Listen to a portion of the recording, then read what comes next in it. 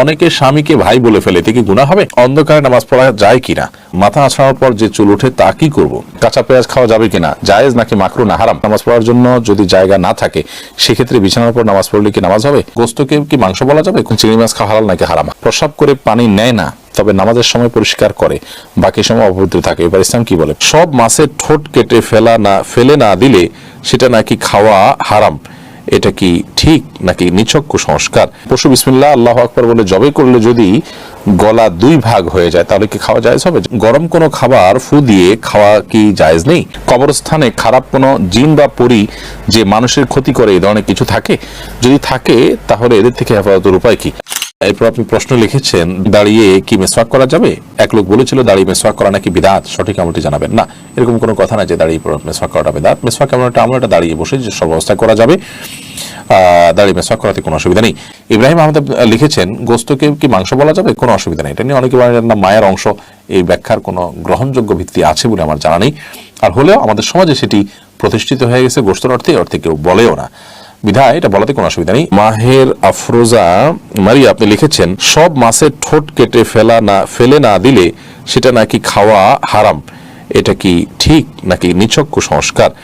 না, এটা নিছকই কুসংস্কার বোন। মাছের ঠোঁট খাওয়া হারাম নয়, কেউ চাইলে মাছের ঠোঁট খেতে পারেন। সব মাছের ঠোঁট কেটে ফেলতে হবে এরকম যদি হয় তাহলে তো কাসকি মাছ খাওয়া যাবে না, কারণ এটা ঠোঁট তো আপনি কাটার জন্য খুঁজেই পাবেন না। তো যাই হোক, এটা নিছকই কুসংস্কার, এর কোনো ভিত্তি নেই শরীয়তে। মাছের ঠোঁট সহ মাছের পুরো শরীরের যে কোনো অংশই আপনি খেতে পারবেন, বিশেষ করে যখন গুঁড়ো মাছ হবে। ময়লা অংশটা নাপাক যেটা মল সেটা ফেলে দিবেন, আর বাকি পুরো মাছই আপনি খেতে পারবেন। তানজিলা সুলতান আপনি লিখেছেন, আকিকা দেওয়া কি বাধ্যতামূলক? আকিকার বিধান কি ওয়াজিব নাকি সুন্নাহ? এটা নিয়ে ইখতিলাফ আছে, তবে বিশুদ্ধ মত অনুযায়ী আকিকা দেওয়া সুন্নাহ, এটা ওয়াজিব নয়। সাধ্য থাকলে দিবেন, কেউ না দিলে এর জন্য গুনাহগার হবেন না। মোহাম্মদ আক্তার লিখেছেন, আমি কি বোরকা না পরে শুধু মুখ ঢেকে বাসায় নন মাহরাম আত্মীয় স্বজনের সাথে দেখা করতে বা কথা বলতে পারবো? যদি মুখ ঢাকের, বোরকা পরা ছাড়া আপনি যে কোনোভাবে সৌন্দর্য ঢাকলেই হবে। এরপর আপনি নন মাহরাম আত্মীয় স্বজনের সাথে যদি দেখা করার প্রয়োজন হয় করতে পারেন, তবে কাপড় চোপড় যেন এমন আকর্ষণীয় না হয় যে তাদের দৃষ্টিকে আকর্ষণ করে।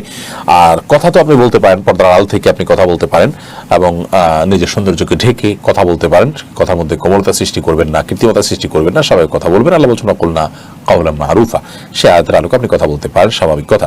প্রশ্ন আপনি লিখেছেন, অনেক সময় নামাজের সিজদায় কয়টা দিয়েছি, দুইটা না একটা মনে থাকে না, তাহলে করণীয় কি? যে সালাতের সিজদা কয়টা দিয়েছেন, যদি আপনি নিশ্চিত মনে হয় যে কম দিয়েছেন তাহলে আরেকটা দিবেন, আর যদি কয়টা দিয়েছেন সন্দেহ হয় তাহলে বেশিরভাগ যেটা মনে হয় সেটা করবেন, পরে সিজদা সাউদিয়া নেবেন। আর যদি আপনার 50-50 থাকে যে একটা দিয়েছি দুইটা দিয়েছি, কোনোটাই প্রতি মন প্রবল ভাবে টানে না, তাহলে সেক্ষেত্রে আপনি একটা দিয়েছেন অর্থাৎ কমটা ধরে আপনি আরেকটা দিয়ে তারপর সিজদা সাউদিয়া নামাজ শেষ করবেন। নুরুল ইসলাম আইডি থেকে আপনি লিখেছেন, আমার দাড়ি ঘন হওয়ার কারণে আমি পানি 3 বারের বেশি সময় ব্যবহার করি, তাতে কি কোনো সমস্যা হবে? 3 বারই যথেষ্ট হবে। আপনি একবার নিয়ে যখন খুব ভালো করে ডলবেন, এরপর দ্বিতীয়বার ডলবেন এবং তৃতীয়বার ডলবেন, ইনশাআল্লাহ বিইذনিল্লাহ। এভাবে 3 বার ডলার মাধ্যমে আশা করছি যে যথেষ্ট হয়ে যাবে ইনশাআল্লাহ বিইذনিল্লাহ। আপনি শাহিন আপনি লিখেছেন, পশু বিসমিল্লাহ আল্লাহু আকবার বলে জবে করলে যদি গলা 2 ভাগ হয়ে যায় তাহলে কি খাওয়া জায়েজ হবে? জায়েজ হবে, কোনো অসুবিধা নেই। আমাদের অনেকে মনে করেন যে 2 ভাগ হলে খাওয়া জায়েজ নয়, এরকম সঠিক নয়। তবে হ্যাঁ, ইচ্ছাকৃতভাবে 2 ভাগ করা জায়েজ নয় এবং সুন্নাহ নয়। এসে তালুকদার আপনি লিখেছেন, গ্রামের অধিকাংশ মা বোন রান্নার কাজে গরুর গোবর দিয়ে তৈরি জ্বালানি ব্যবহার করে থাকে, এটা কতটুকু সঙ্গত? কোনো অসুবিধা নেই, গরুর গোবর তো আগুনে পুড়িয়ে ভস্ম করে ফেলা হচ্ছে, খাবারের মধ্যে তার ঢুকছে না, কোনো অসুবিধা নেই। ফারিয়া বেগম আপনি লিখেছেন, গরম কোনো খাবার ফু দিয়ে খাওয়া কি জায়েজ নেই? যেমন চা বা গরম কোনো তরকারি ভাত ফু দিয়ে খাওয়া, এটা কতটুকু সঠিক? গরম কোনো কিছু এটা আপনার ফু দেওয়া হাদিসে নিষেধ আছে, এবং আলহামদুলিল্লাহ নবী করিম সাল্লাল্লাহু আলাইহি সাল্লামের অনেক আদেশ নিষেধের ব্যাপারে পরবর্তীতে সায়েন্স প্রমাণ করেছে যে সেগুলো যথার্থ এবং বিজ্ঞানসম্মত, এবং সেগুলো মানার মধ্যেই আমাদের কল্যাণ নিহিত আছে। তো বিজ্ঞানের সেটা প্রমাণ হোক বা না হোক, নবী করিম সাল্লাল্লাহু আলাইহি সাল্লামের নির্দেশনা সেটি ওহীর মাধ্যমে আসছে, বিজ্ঞান তো মানুষের গবেষণা মাত্র, এটা নবী করিম সাল্লাল্লাহু আলাইহি সাল্লামের নির্দেশনাকে সার্টিফাইড করতে পারে না। আমি শুধুমাত্র বোঝার সুবিধার জন্য বললাম। যাই হোক, তো গরম খাবারে ফু দিয়ে বা কোনো খাবারে ফু দিয়ে সেটাকে ঠান্ডা করা তারপরে খাওয়া, এটা জায়েজ না, এটা নিষেধ আছে হাদিসে, এটা স্বাস্থ্যের জন্য ক্ষতিকর। আমাদের শ্বাস প্রশ্বাস এর সাথে এর অনেক সম্পর্ক আছে এবং এর ফলে অনেকভাবে আমরা ক্ষতিগ্রস্ত হতে পারি। তো এই জন্য ফু দেওয়া নিষেধ। আমরা গরম করার জন্য কোনো কিছু দিয়ে বাতাস করতে পারি অথবা অপেক্ষা করতে পারি, তারপর আমরা খাবো। আর গরম খাওয়াও একবারে খুব বেশি গরম খাবার গ্রহণ করতে হাদিসে নিষেধাজ্ঞা আছে। চা তরকারি বা ভাত যেটাই হোক এটাতে ফু দেব না, আমরা হয় অপেক্ষা করবো নাহলে অন্য কিছু দিয়ে বাতাস করবো। জান্নাতুল ফেরদাউসী লিখেছেন, প্রস্রাব করে পানি নেয় না তবে নামাজের সময় পরিষ্কার করে, বাকি সময় অপবিত্র থাকে। এবার ইসলাম কি বলে? প্রস্রাব করে যদি পানি না নেয় আর পেশাবের নাপাকি যদি কাপড়ে লাগে এবং বারবার করতে করতে অনেক অংশে লেগে গেছে, তাহলে সেক্ষেত্রে সে পোশাক পরিবর্তন করে নামাজ পড়তে হবে। আর পানি নিয়ে নেওয়া উচিত, যদি পানি দিয়ে ধুয়ে পরিষ্কার করা হয় তাহলে সেক্ষেত্রে তার নামাজ হবে। শুধু নামাজের সময় ধুলো বাকি সময় ধুলো না, তাতে তো তার এটা পাক থাকলো না। মেঘকন্যা লিখেছেন, নামাজ পড়ার জন্য যদি জায়গা না থাকে সেক্ষেত্রে বিছানার উপর নামাজ পড়লে কি নামাজ হবে? জায়গা না থাকলে বিছানার উপর নামাজ পড়বেন, কোনো অসুবিধা নেই। যদি একেবারে চেহারা ফুল ডেবে না যায়, মোটামুটি হার্ট থাকে, যে আপনি স্থির থাকে, তাহলে সেক্ষেত্রে পাক থাকলে নামাজ পড়তে পারে। সুরবিন আইডি থেকে লিখেছেন, কবরস্থানে খারাপ কোনো জিন বা পরী যে মানুষের ক্ষতি করে এই ধরনের কিছু থাকে? যদি থাকে তাহলে এদের থেকে হেফাজতের উপায় কি? কবরস্থান বলে কোনো কথা নয়, যেখানে নির্জন জায়গা, লোকজনের খুব একটা যাতায়াত নেই, এরকম জায়গায় দুষ্ট জিনের প্রভাব বেশি থাকে। সেটা কবরস্থান হতে পারে, সেটা কোনো আপনার কি বলে বন জঙ্গল হতে পারে, সেটা কোনো পরিত্যক্ত ঘর বাড়ি হতে পারে, সেটা অন্য যে কোনো কিছু হতে পারে। যথাসম্ভব এগুলোতে যদি গমন করেন, নিজের কাজ সেরে খুব দ্রুত সেরে আসবেন এবং দোয়া ইস্তেগফার এগুলো পড়তে থাকবেন।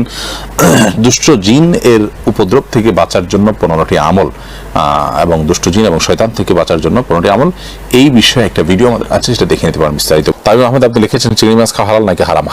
হালাল, এটা হারাম হওয়ার কোনো কারণ নেই। আকরাম সর্দার আপনি লিখেছেন, কাঁচা পেঁয়াজ খাওয়া যাবে কিনা, জায়েজ নাকি মাকরু না হারাম? কাঁচা পেঁয়াজ খাওয়া জায়েজ, তবে মসজিদে যাওয়ার আগে কাঁচা পেঁয়াজ খেয়ে যাওয়া এটা মাকরু, কারণ তখন সেই দুর্গন্ধে ফেরেশতাদের কষ্ট হয়, মানুষের কষ্ট হয়। নাজমা আক্তার আপনি লিখেছেন, মাথা আঁচড়ানোর পর যে চুল ওঠে তা কি করব? মানুষের মাথা আঁচড়ানোর পর যে চুল উঠে অথবা নখ কাটা পরে যে নখ থাকে, এগুলো কি সম্মানজনক কোনো জায়গায় রাখা উচিত। সেটা মাটির নিচে দাফন হতে পারে, কবরে দাফন হতে পারে, মাটির নিচে চাপা দেয়, একটা রেখে মাটির উপর চাক দিয়ে দিলেন, থাকতে থাকতে মাটির নিচে সেটা মাটির সাথে মিশে গেল, এটা উত্তম। আর অসম্মানজনক কোনো জায়গায় নাপাকের মধ্যে ফেলাটা অনুত্তম। মাকরুহ যদি কেউ ফেলেন বড় কোনো গুনাহ হবে না, কিন্তু এরকম করাটা অনুচিত এবং ভালো কাজ না।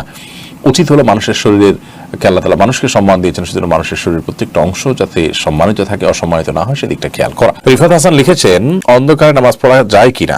অন্ধকারে নামাজ পড়া যায়, কিন্তু স্বাভাবিক অবস্থাতে যেখানে রুকু সিজদার জায়গা দেখা যায় না, এরকম জায়গায় নামাজ পড়াটাকে অনেক উলামা ইকরাম মাকরুহ বলেছেন। আপনি যদি আলো আঁধারের মধ্যে পড়েন আপনার মনোযোগ সৃষ্টি করার জন্য এবং রুকু সিজদার জায়গাগুলো দেখা যায়, তাহলে সেক্ষেত্রে কোনো অসুবিধা নেই। আহসানুল হক লিখেছেন, অনেকে স্বামীকে ভাই বলে ফেলে, এতে কি গুনাহ হবে? একটা হাদিস অনুযায়ী স্ত্রীকে বোন বা স্বামীকে ভাই বলা এরকম কোন একটার ব্যাপারে নিষেধাজ্ঞা আছে, সে হাদিসটির আলোকে বোঝা যায় এটা কারণে সম্পর্ক হারাম হয়ে যাবে না বা সম্পর্ক নষ্ট হয়ে যাবে না বা তালাক হয়ে যাবে না, কিন্তু এটা অনুত্তম কাজ। প্রয়োজনে একে অন্যকে নাম ধরতে পারে, অমুকের বাপ বলতে পারে, এটা সবচেয়ে ভালো, অমুকের বাপ। সাহাবীরা এভাবে বলতেন, স্ত্রী তার সন্তানের নাম ধরে বলবেন অমুকের বাপ, স্বামী তার স্ত্রীকে অমুকের মা, এটা বলতে পারেন অথবা নাম ধরে বলতে পারেন, কিন্তু ভাই বোন এটা বলা হাদিসের আলোকে অনুচিত।